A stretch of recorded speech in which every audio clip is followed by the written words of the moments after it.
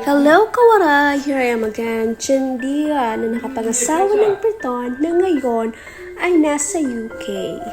So for this video is nagluto pala ako ng bangus na paksiw na with okra. So this food, I ordered this online a week ago at ngayon lang siya dumating.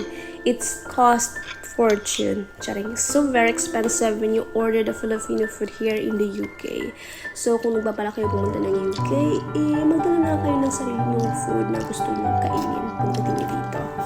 So yun na nga na wala talaga akong appetite sa pagkain ng mga foods nowadays. Yung parang nagugutom na ako, as in gutom na ako, pero wala akong appetite at pinipilit ko lang kumain. Hindi ko ma-explain. Pero kung kayo nasa posisyon ko, ma-experience nyo rin yung ibig kong sabihin. So anyway, so far masarap naman tong niluto ko. Yung niluto ko lang is yung ulo. Kasi nag-order ako ng one whole chicken. Yung bangus at yung ulo lang at saka sa gitna yung